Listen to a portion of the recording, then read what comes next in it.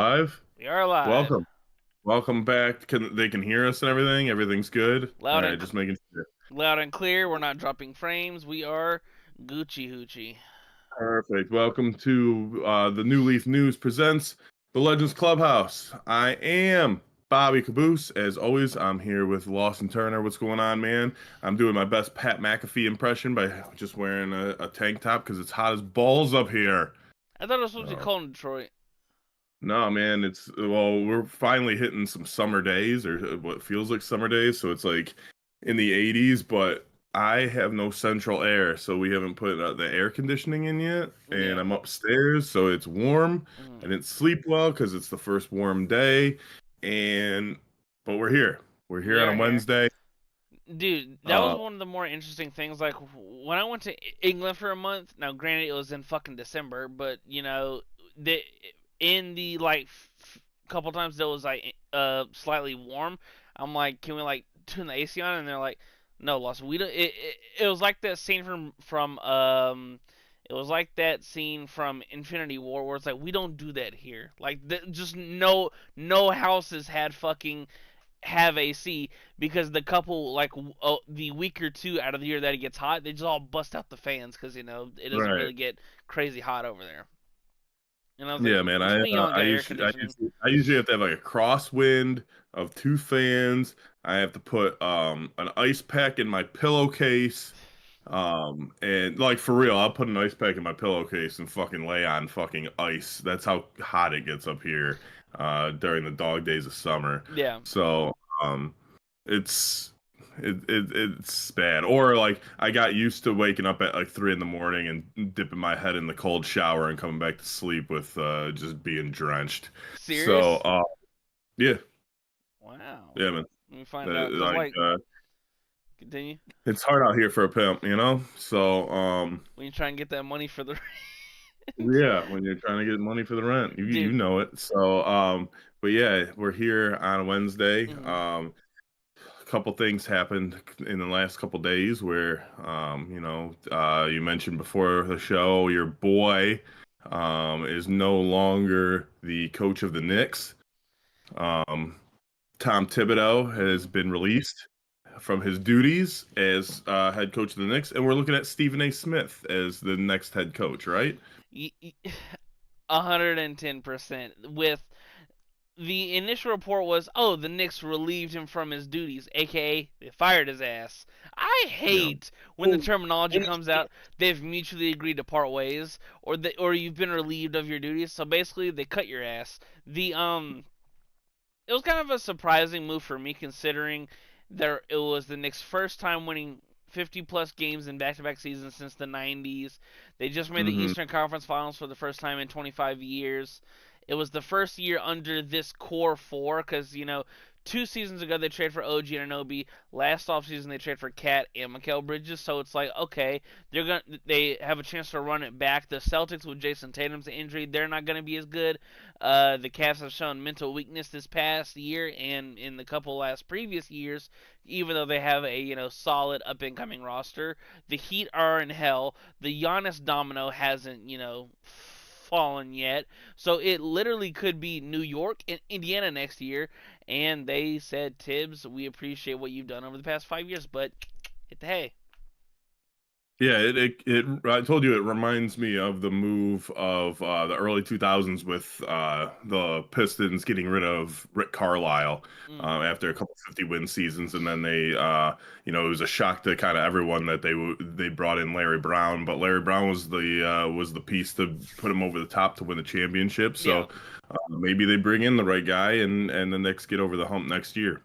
Yeah, I saw a lot of people talking about it yesterday. How it's kind of like the that situation you brought up, or how it was like the Mark Jackson Warriors, where like they were Hmm. just an up and coming team, and then they let go of Yeah, him and bring in Steve Kerr, and then they fucking yeah. explode. Yeah, exactly. It. So yeah, it should be interesting to see if they're back in contention next year. Mhm. I'm sure they will be. I mean, you don't really fall off too much in the NBA from season to season, or most teams don't, unless LeBron decides to take his talents to South Beach or do some stupid shit on a ESPN special called The Decision.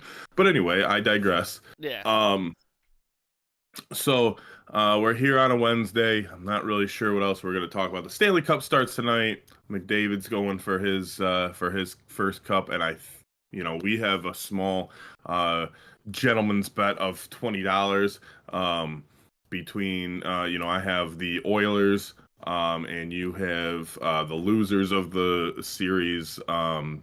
The Panthers. Mm. Forgot, man. I forgot hockey was big in Florida because it seems to go through Florida for the Stanley Cup from the last 6 years. So, it, um, it's crazy interesting because like you have your teams in the South, like you have like when I was growing up, we had the Atlanta Thrashers, nicknamed the Trashers, mhm. and then they went to Winnipeg, and before that, they're in the I think it was the 1950s. Once again, I wasn't fucking around, but it was the Atlanta Flames, and then they Like went to I was Calgary. around. I don't, hey man, ain't nobody judging you. And then so I've seen a lot of rumors and stuff and rumblings that Atlanta might get a third expansion team, and I'm like, that would be fucking insane. However, like you see the two Florida teams have success, so it'd be interesting to see whenever they do eventually branch out whether if Atlanta gets a third team or not. Well, so when they did have a franchise, did you go to any of the games? Like, were No, the stadiums packed, or like, do you know if like people went to the actual? Did actually people go to the games? I know they weren't good, my but mom and dad had box tickets to Phillips Arena at the time, and I guess that's where they played. But once again, it was before I could even give a flying shit about hockey. All I remember mm. was their logo. So yeah, so it was like 3 or 4 years ago because you were what, 12? Yeah. Um, yeah. So okay, yeah. So um, it's okay. Maybe if they get a new team, Hmm. they'll call it something stupid too. They won't mimic the Mammoth where that was a great nickname. Oh They'll Jesus mimic Christ, that was like such the a good idea. Guardians or something, and or the set or the Commanders. Yeah, they're a Yeah. terrible name too. So Atlanta will probably have like they'll probably be like the Atlanta bus stops or something, and The Atlanta be something bus stops. That's a fucking crazy stupid. name. Yeah, just have like a big yellow sign or something as their logo. The big giant red stop sign. Yeah, yeah, or like a booth, like a Their bus ma- booth or their something. their mascot could be the bus bench, like the bus Yeah, stop. That's that. yeah. They could call him Bussy. Their alternate jersey logos could be just the bus. Yeah, yeah. They could just bring Jerome Bettis and have him like skate around. Does he know how to skate? Is he or is he Oh too my! big? I'm I assuming that he gained weight since his playing days, so I mean he was maybe he'll have to get back in shape.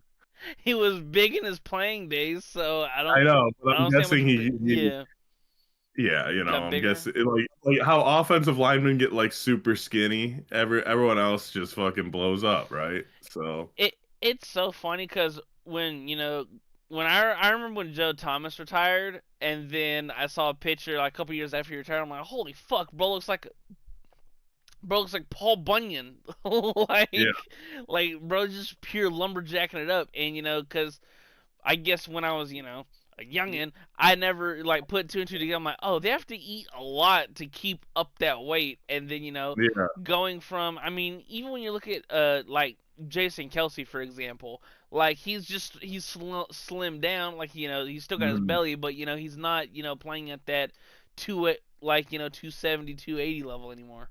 Yeah, I had graduated high school with a guy that went to the NFL, and he was in the same friend group. Me and him were never like close or anything, but I remember that happened to him because he was an offensive lineman. He was in the league for like 5 years. Yeah. As soon as he stopped playing, he shrunk down a lot, and I was like, oh, I saw it like firsthand.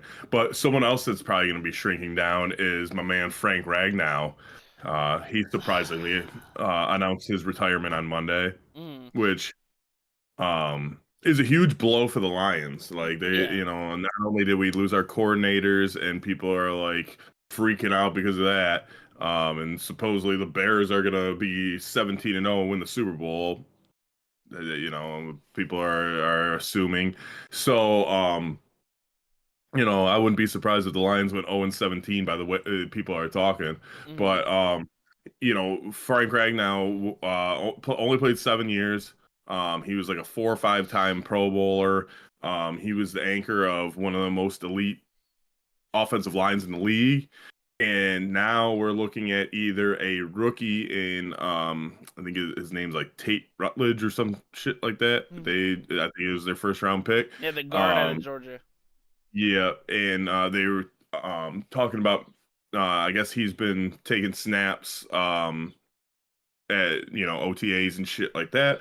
But they might move over Graham Glasgow from the veteran out of Michigan. He's been in the league for about 10 years. Yeah. I would probably see that more being the move just because you go with a veteran and maybe the dude from Georgia can maybe step in eventually, but maybe they're just grooming this dude into being a center anyway. But I think the Lions will be okay. I think it will be a blow that, you know, could see some consequences, or not consequences, but affect the offense and Mm-hmm. Jared Goff's timing and things like that. But As overall, they know what they're doing. You especially when it know, comes to like a in quotations non-mobile quarterback, yeah, the interior of your offensive line needs to be in quotations the best part of your offensive line. Even though once again we all know left tackle or whatever size your quarterback's blind side is, yeah, the most important. However, with a non-mobile quarterback, you really have to protect the interior due to like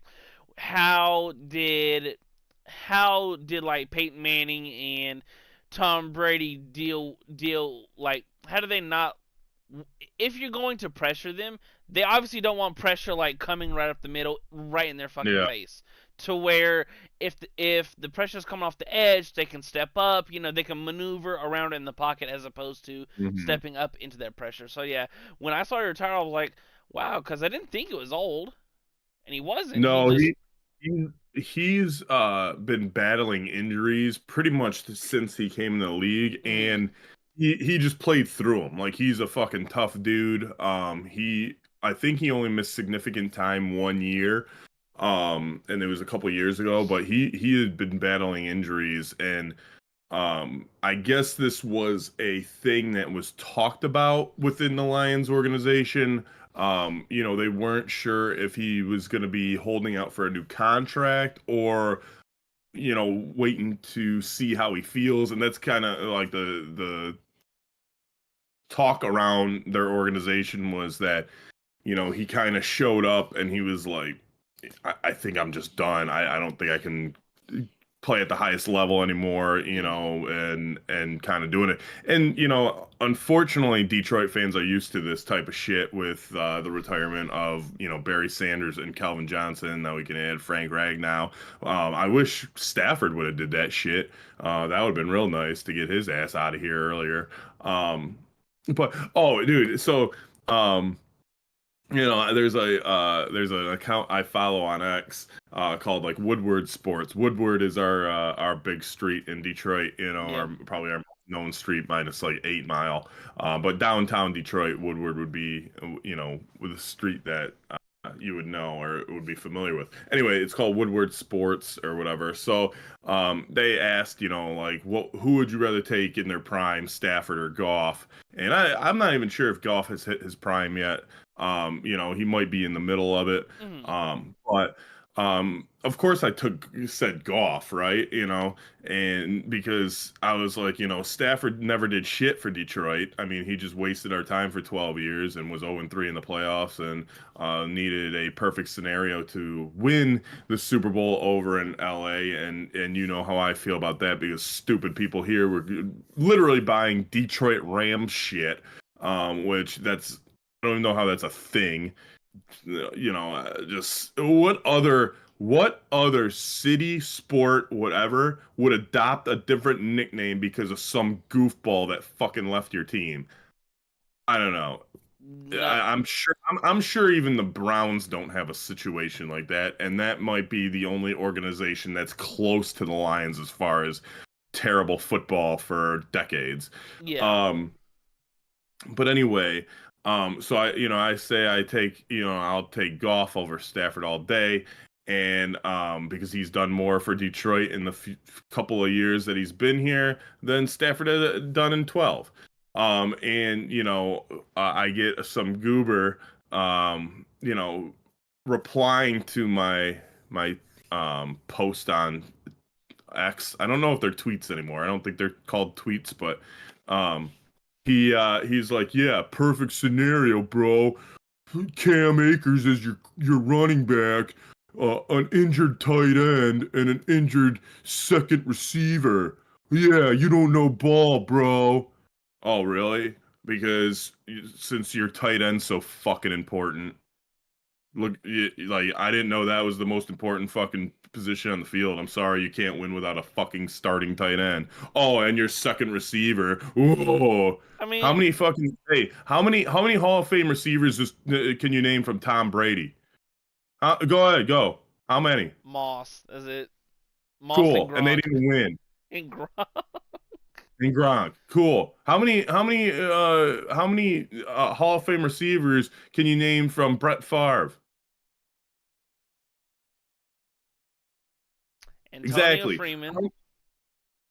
Donald Driver, maybe? Cool. There's two. How many Hall of Fame receivers can you name with Peyton Manning? Huh? Two? Reggie Wayne and Marvin Harrison? Cool. Yeah. The list goes on, dude. Like, that's your fucking argument is he didn't have a second receiver and a tight end and he had Cam Akers as his running back. That's your argument against he needed the perfect situation. Yeah, great argument because he did need the perfect situation. He needed a perfect fucking defense with Aaron Donald and Jalen Ramsey in his fucking prime. He needed basically a perfect offense. Jared Goff, I think, would have won the Super Bowl with the Rams that year. I'm gonna say the Rams were so stacked that I'm gonna say probably 2/3 of the league would have won with the Rams that year. Stafford was in the right place, the right time, and even throughout the playoffs, he carried them through one game in that playoffs, and that's it. I It. think it was because they destroyed Arizona. They made Kyler Murray like never look like Kyler Murray again. Yeah. Like post that game, now he's just a child. Like he has never been the same since almost. It. And then they basically got them through one game, and And that was it. it. And it was also interesting because once again, if Jaquiz Tart catches that pick, they don't make the Yep. Super Bowl. The Right. I don't know. It's going back to you against the Twitter goobers. The It wasn't Buffalo John this time either. nice. Shout out to Buffalo John. The don't cross the hoss. With the would you rather have Tyler Higbee and an injured Devontae Adams or Brandon Pettigrew and Golden Tate like he had in Detroit? Right, man. I mean, Golden Tate did ball out for us. I'm not gonna Mm-hmm. lie, but yeah, Oh, Pettigrew, he like, oh he fine, was. bro. I was gonna say Golden Tate was dope after he came over from Seattle. Yeah. Right. Well, then, like even like Eric Ebron, dude. Ebron was good on Pittsburgh. Yeah. Like he wasn't great here, and the problem is, and no one likes to face this fact, is that Stafford throws the ball way too damn hard. Like, It's kind of like the the Vic Lions thing. were like, at the top of the fucking league and drop passes almost every year he was here. He had no touch. Like people think like, oh, I saw this no look throw from Stafford in the playoffs, and he is dude. That's the most overrated fucking throw ever. He was looking right at the guy. The guy's moving over here. You know where he's going. So still, if you just look where he was at, like it was so clear that where he was going was open field. Like if you don't make that throw, you're a fucking idiot. Like it was a no pass. Yeah, yeah, yeah, yeah. You don't know where the hell he was looking. You can't fucking see his eyes in the fucking helmet, bro. I remember when Mahomes did like the first no look pass, and then everyone was like, uh, going crazy about it. And I think it was Aaron Rodgers that came out and gave Stafford like props for the no look passes and stuff like that in Detroit. And I was like, yeah, the no look passes they look cool after the fact, but no one kind of. I'm gonna be more interested because I've seen Mahomes start to practice this. He's been practicing it for the past couple years. When he does a behind the back pass, Yeah, I mean, I feel like I've seen him do that, on like an extra point or a goal line play. no, he's No? done. No, he hasn't done a backwards pass yet. Mm. Well, by backwards pass, like a pass behind his back like that. Yeah. That's Yeah, I swore I've seen that before. But anyway, I'm not going to argue with yeah. you. You have a better memory and sports ball more than I do. So, um, Mm, yeah. the because I don't think it was 20 when he pulled it out in practice. Like he was just dicking around and then tossed it behind his back and it hit the crossbar. And Hmm. so, and once again, because Mahomes in 2020, everyone was, busting their nuts about it, like, holy shit, can he do it in the game? And I'm like, if he can get good enough, you already know Andy Reid's goofy ass mind. They're gonna have some jet orbital fucking bubble Right. screen where it's gonna be, him and two running backs, and one's gonna, jet motion across, and he's gonna snap and huck it behind his back, and the internet will fucking explode when he does that, But and it probably won't even gain but 2 yards. right, it's just like that that hurdle, Saquon's hurdle. Like he literally gained 2 more yards. Like it's not like he took it to the house. Like Oh, yeah, it but was cool. Like the visual was cool, but like then he just got blown up. Like yeah, you got tackled over by it, the rest right? of the team. Right. So, but with going back to Stafford real quick, Yeah. dude. So people, you don't realize how many people would bitch about his fucking stupid sidearm shit. And like usually it would be the most inaccurate throw here. Like it would either go into the dirt or 5 fucking yards over the guy's head or behind him, whatever. And now Mm. like he's being so praised about it. I just fucking can't stand it, dude. He did nothing for the Lions. I'm sorry. I'm not sorry. I'm sorry. I'm not sorry because Detroit fans are so used to fucking mediocrity and like being like, oh, and like even when they got rid of what's his name, uh the guy before Patricia, Caldwell. Yeah, Jim Um Caldwell. so Jim Caldwell, before Dan Campbell came, he was the most winningest coach in Lions history as far as winning percentage. Mm. I believe so. He had like 3 9 and 7 seasons in a row, and they fired him for Matt Patricia. I think he was his predecessor, but Yeah. um What a hire or Matt successor. Patricia. So, but the thing is, well, yeah, I mean the hire was wrong, but the move was right because Right. Caldwell was 9 and 7 for 3 years. He couldn't get over that hump, and that's what winning organizations do. If you Unless can't you're the get over the hump with Steelers. some guy, you bring in somebody else and you get them there. I Unless mean, you're the Patricia was a Steelers. terrible hire, but you know. I completely agreed with the move of getting rid of Caldwell because he couldn't get over that 9 and 7, and he Right. wasn't taking us anywhere in the playoffs. So, but Detroit Lions fans, they're so used to just being fucking bums and losers that like just a little bit of success, they're oh my god, they're the best ever, blah blah blah. No, they're not. Stafford blows. He blew here. He didn't do shit just because he was the best quarterback of Lions history. That's like saying I'm the most athletic guy going into the McDonald's fast food line today. Like it's not saying much, bro. Like, I can probably outrun the fucking dude that eats 6 Big Macs a day. Like, I'm just saying, like, Right.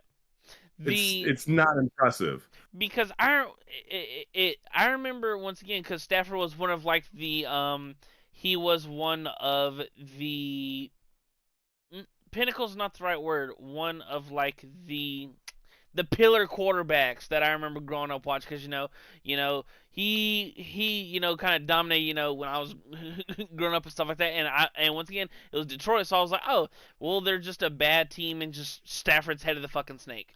So Hmm. and when I started to acknowledge and learn a little bit more about football and stuff like that, it's like you as the starting quarterback will always get X amount of percent when it comes to blame.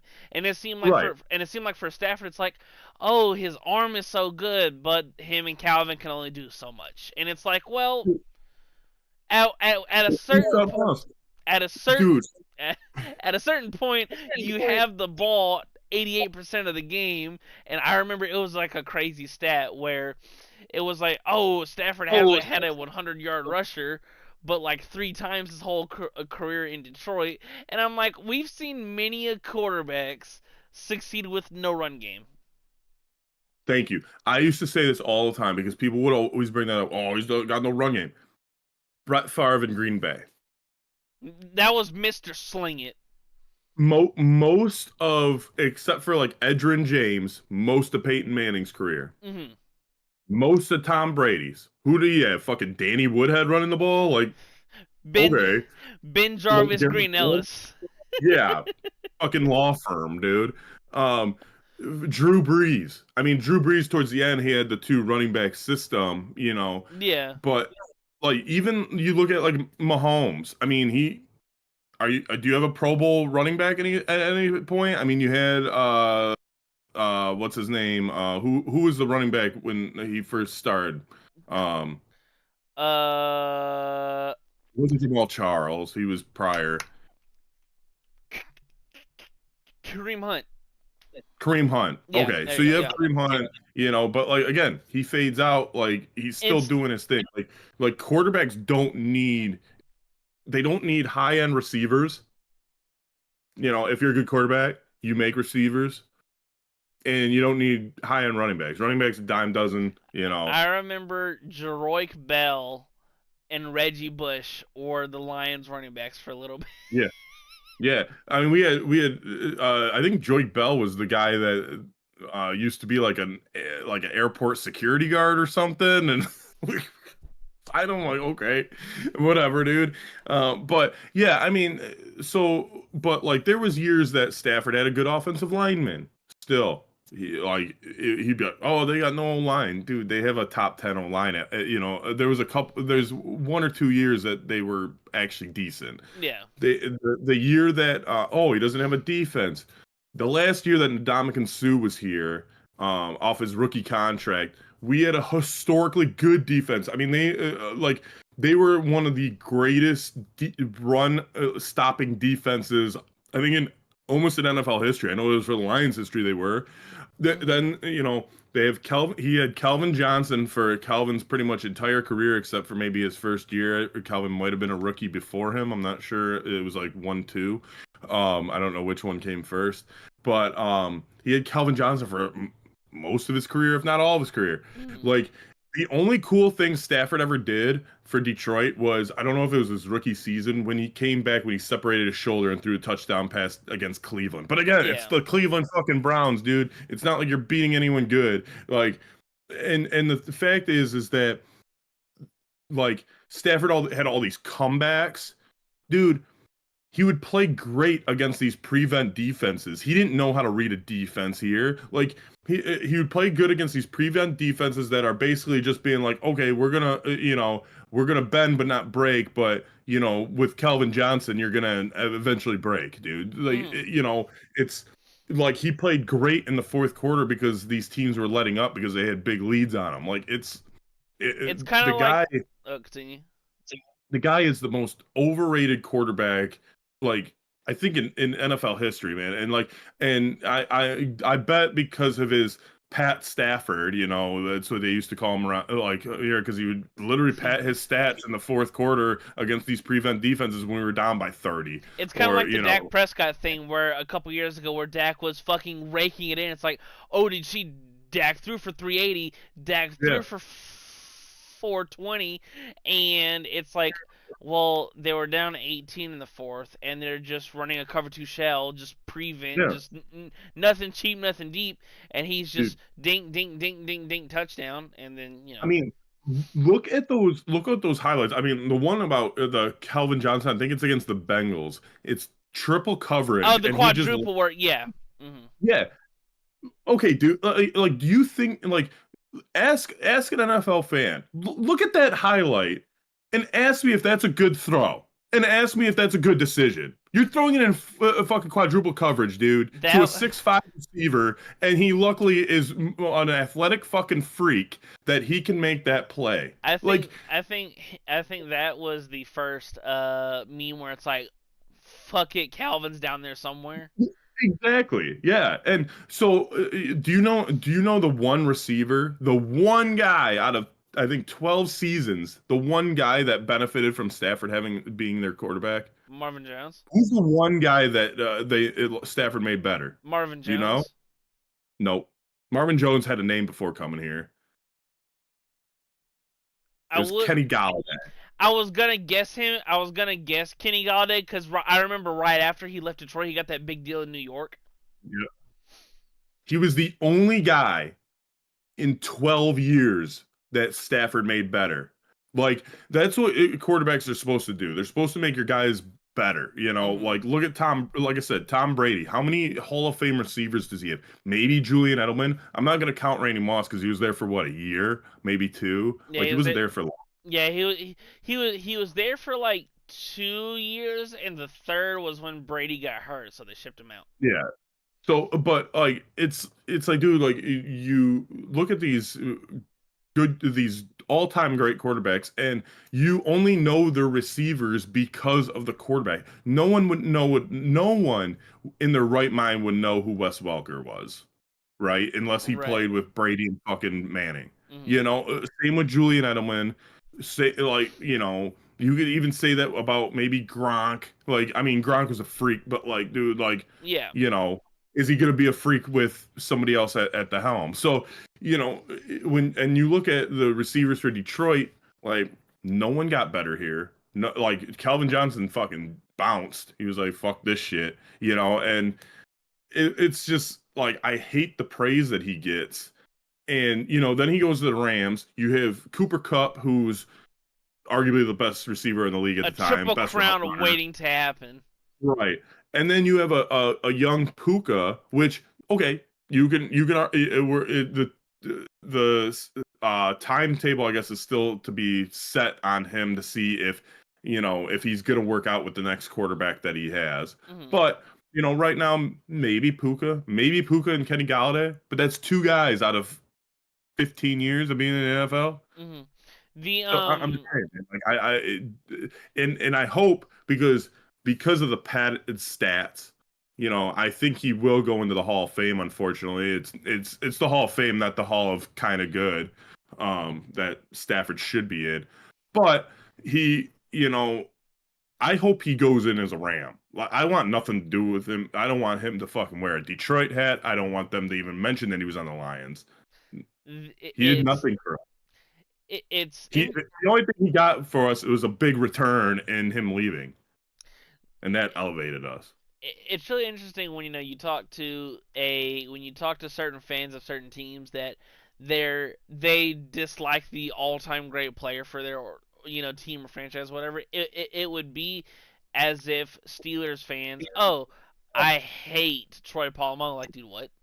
Like, what do you mean? Yeah, The I see in theory and all that jazz with Stafford, because I think Stafford's a right there. I think another, like, cause he's got what, another year and a half, 2 years left, give or take, maybe. Yeah, give or take. And like the thing with Stafford, like, yeah, he's up there in age, but dude, he's still willing to just sit in there and just fucking eat it.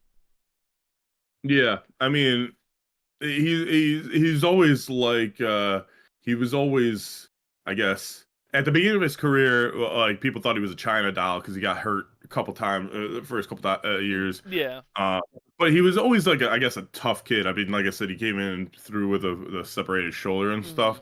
But like I said, dude, like just because you have a strong arm doesn't mean that you read defenses, We've that you make seen the right plays. we've seen You a don't, gazillion strong arms. right. I mean, and the thing is, dude, is like I'm not gonna say he's Jamarcus Russell, but like Yeah. I mean, I'm also not gonna say he's Brett Favre or Aaron Rodgers or an elite quarterback. Like Hmm. he's in the middle of the pack. I always felt like he was in the same realm as like a Tony Romo, a Dak Prescott, a Jay Cutler, a Matt Ryan, just one of those middle of the road guys that with the right situation and the perfect situation you could win a Super Bowl, like a Joe Flacco. Like and people are gonna give me shit about that, but he's had the same fucking success, dude. Like he literally did nothing for Detroit. Like when I say that, like people are like, oh my god, like he went 0-3 in the playoffs. He only made the playoffs 3 times, and none of those games were close. Like I mean, he had a halftime lead against the Saints, blew it. Fucking had no chance against Seattle, and then Dallas. Even after getting screwed by the refs, he had an opportunity at the end, and he couldn't get done. Like it's Yeah. The like my whole thing too with Stafford, it's like the accumulation of stats because what the fuck did you call him? Pat Stafford? at Stafford, yeah, Like the accumulation of stats for so long will once again it'll probably get him into the hall. right, But when you're throwing the ball 78% of the time because you don't have a running game, right, I don't know. Is the thing too with Stafford is he was never like the man at any point in his career in like right. the in the landscape of the NFL. Like I don't think there was at one point where he was a top 5 quarterback. Maybe No, maybe the year they won the Super Bowl. Maybe. maybe, maybe, and that's my gripe too. I mean, it's I am so sick of the excuses. Like whether it's he doesn't have any weapons, dude. You know how many fucking first round picks that they fucking like tried to surround him with like receivers and tight ends and I mean, yeah, the selections were probably ultimately not the best, but dude, whether it's he doesn't have a run game, he doesn't have an offensive line, he doesn't have weapons, he doesn't have a defense. I'm like, well, does he have, dude? Like, What does he like, have? stop making so many fucking excuses. Like, no team is perfect except for if you look at like maybe the Philadelphia Eagles right now because they're damn near, you know, The rich they get have no richer. weaknesses, right? So, I mean, they're probably the closest thing to a perfect team at the moment. But, dude, like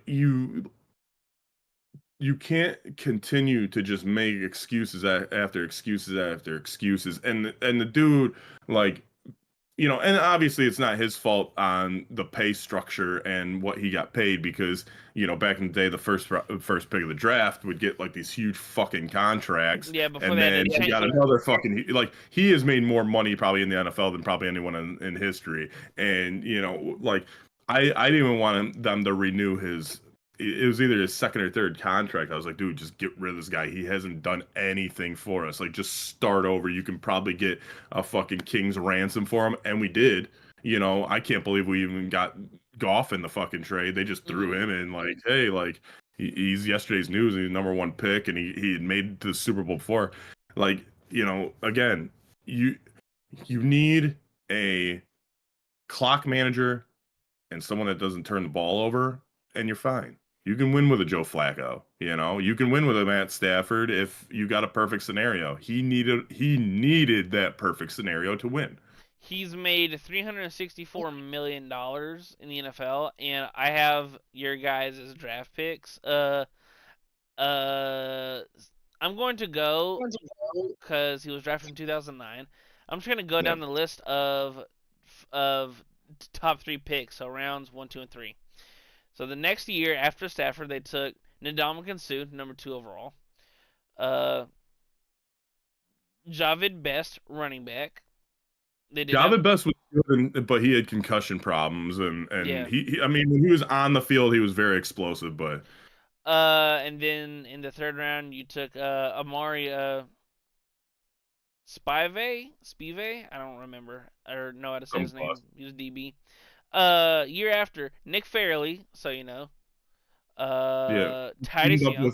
Stu, and Hmm. that was a great tandem for a couple years. Oh, they were monstrous together. Titus Young, receiver.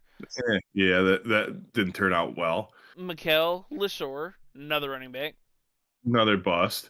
Year after that, Riley Reef, tackle. Ryan Broyles, receiver. Another Bill bust. Bentley, DB. Year after that, Ezekiel Ansah. Dude, like that draft that you're at right now, I think has recently been voted like the worst draft ever. I, I since you brought that up, I'll go through the whole thing. Ezekiel Ansah was solid for like 3 years, Yeah, but he for whatever reason he was old as shit real fucking fast. yeah. Darius Slay, good pick. Well, no, I'm saying as far as this draft as a whole. the 2013 draft class, like Yeah, the entire yeah. draft. Yeah. Uh, If you look at the first round, it's like who the fuck are any of these people? I mean, y'all did take Sam Martin in the fifth round, and Theo Riddick in the sixth round. I remember Theo Riddick. Then the next year was Eric Ebron, Kyle Van Noy, Travis Swanson. Year after that, Laken Tomlinson, Amir Abdullah, Alex Carter. Then the year after that, in 2016, was Taylor Decker, Ashawn Robinson, and Graham Glasnow. 2017, Jared Davis, Tez Tabor, and Kenny Galladay. Then in 2018, Frank Ragnow, Kieran Johnson, Tracy Walker. And And that look, was the year oh, I they forgot about traded. Kerryon Johnson. Mm-hmm. But like, I mean, look how many running backs they took. I mean, most of them were, if not all of them, were busts. Yeah, but But it's like, still I mean, just the it's they're drafting for positions of need. They're just not taking the right guy. I mean, right. like it's again, I blame Stafford for a lot of it. Again, he can't control who's on his staff and stuff. That was horrible drafting. Obviously, it was a lot of it was the Matt Millen era, and then going into the Robert Quinn or whatever his fucking name was with Patricia. But I get it. Terrible drafting. It is what it is. But like Mm-hmm. you did have Golden Tate. You did bring in him. You did bring in Marvin Jones. You did bring in you know, these other guys. You had Kelvin, and like I said, it wasn't all bad all the time. I And mean, we were outs bad, but like and outside of Green Bay, there was no world beaters in the division. exactly. And Exactly. even then, Green Bay, yes, they were always an elite team due to Aaron Rodgers, but it's not like they were the world beaters outside of like his MVP years. Right. And I even mean, then, they were still a gettable team.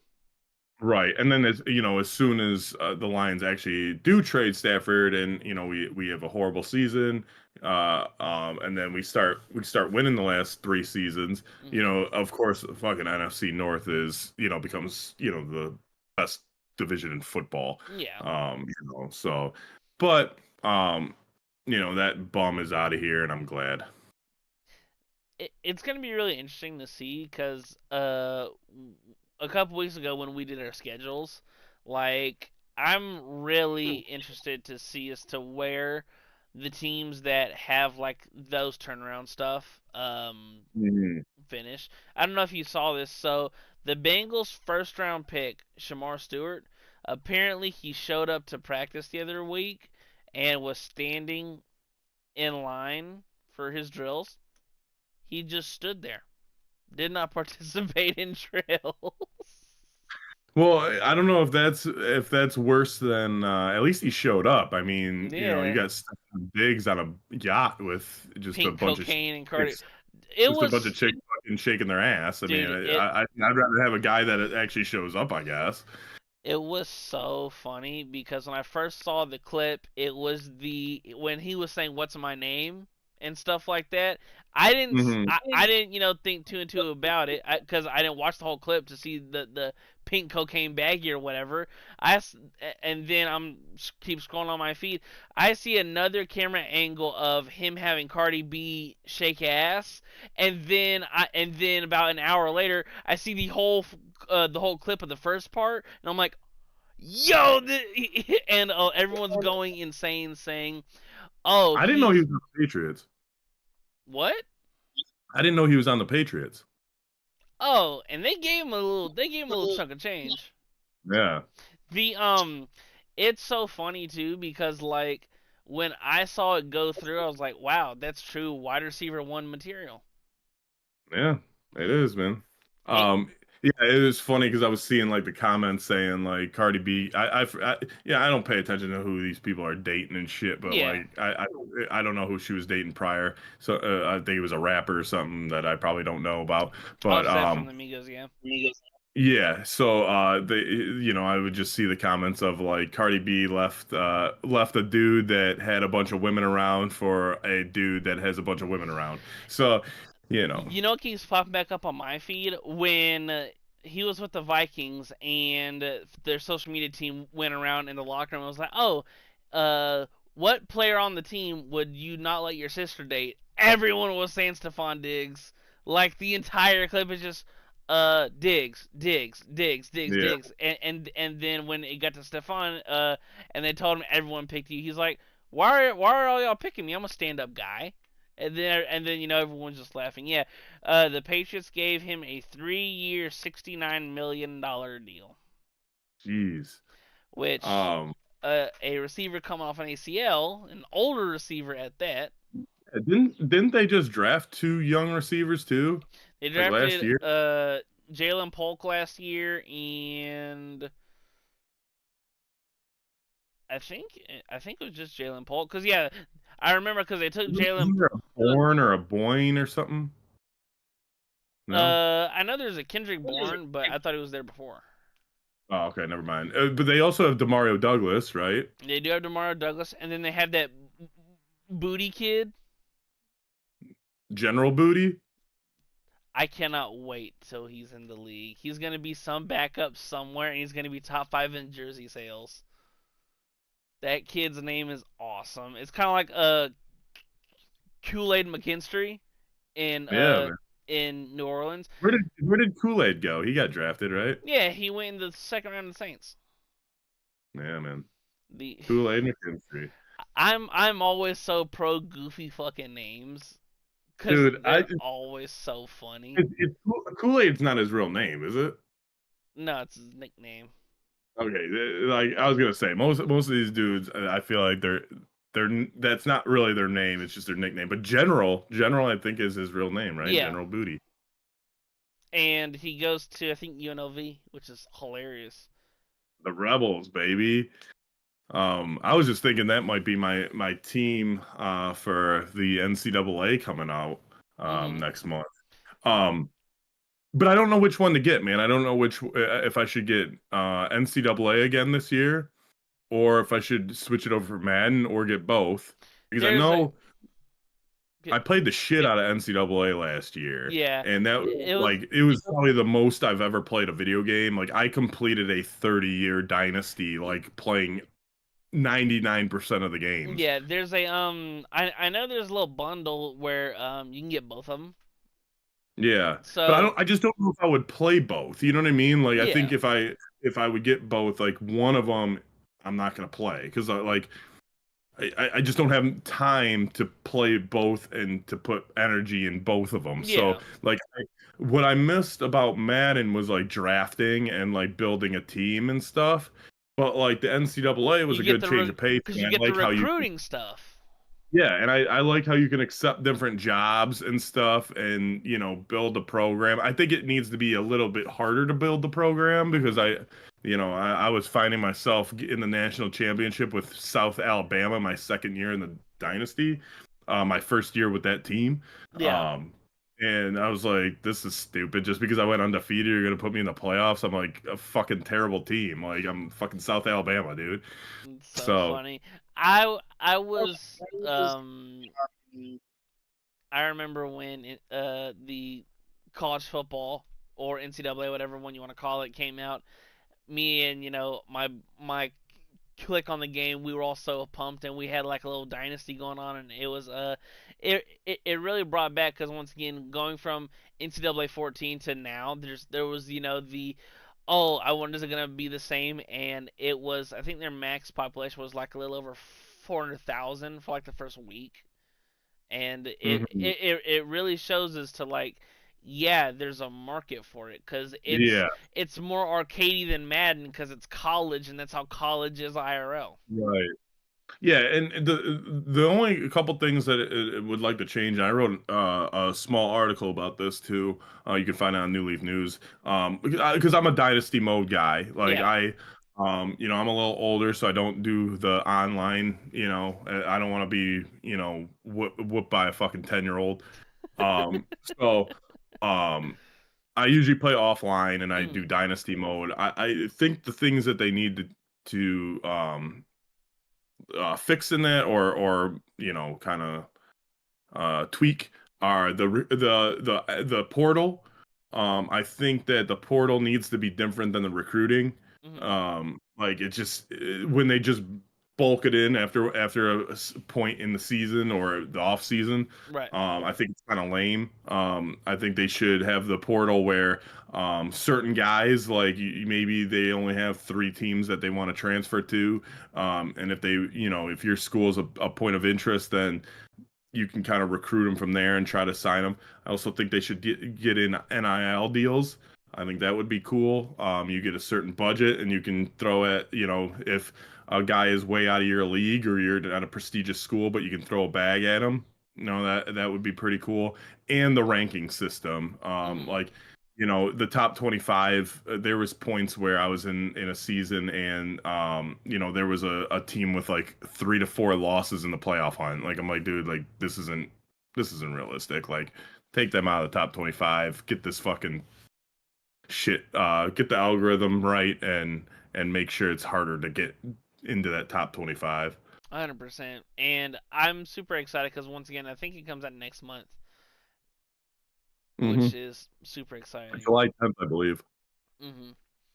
somewhere around there. Now, something that we've been kind of on a hot streak on. Let's jump into these nerfies.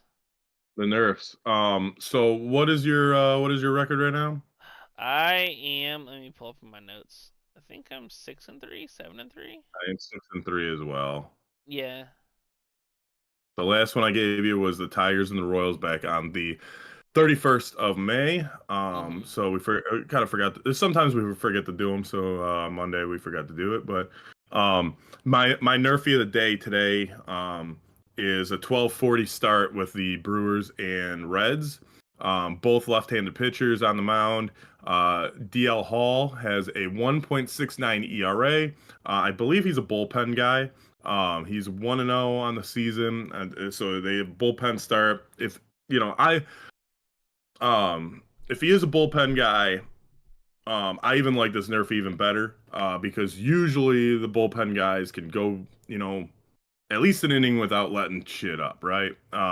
And he's taking on Andrew Abbott.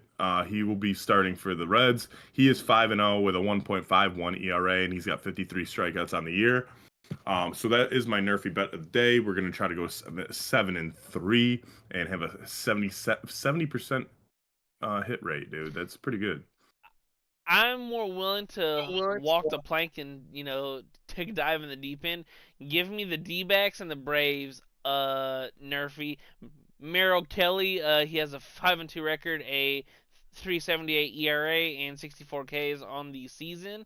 While Chris Sale, the Braves ace, is starting his a 3-3 record and a 3.06 ERA. Both have had success against the opposing team's lineup. Miro Kelly is giving up a 227 batting average against this Braves lineup, while Chris Sale is giving up a 238 batting average against this lineup. Watch Ronald Acuna go deep in the first inning. Dude, I felt so once again for the New Leaf News watchers. Dude, I wrote this whole beautiful article yesterday, right? All beautiful. Whole beautiful article as to why I felt the Braves would get at Zach Gallen, and the Braves would. Now, once again, I'm pro whatever the spread is. Due to some money lines, you just can't get like.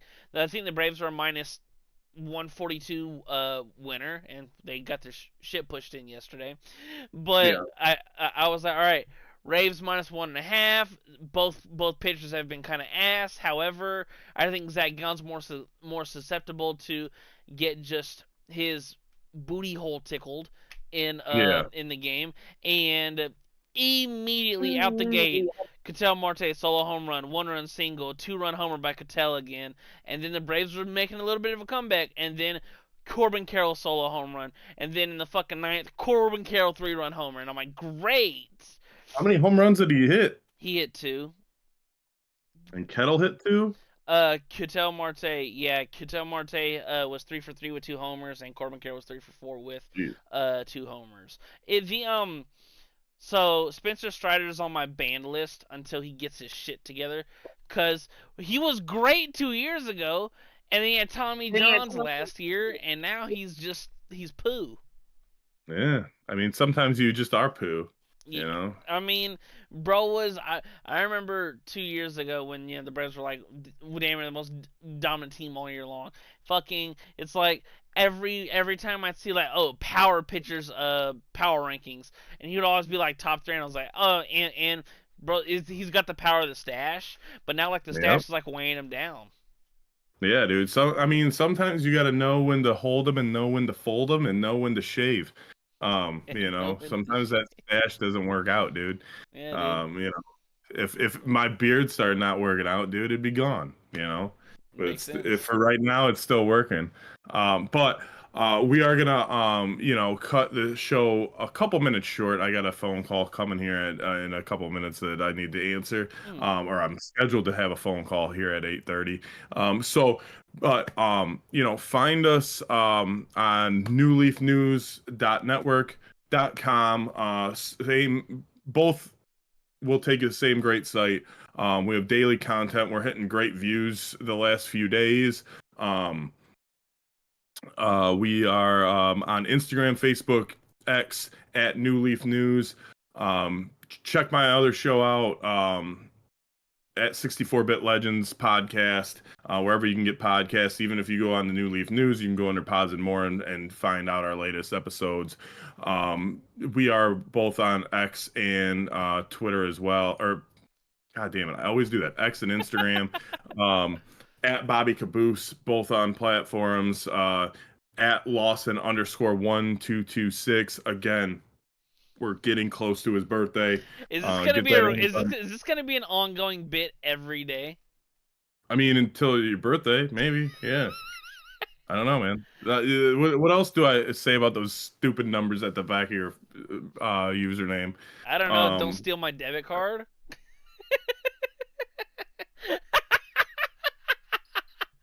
I thought that was the last 4 year Soch, but anyway,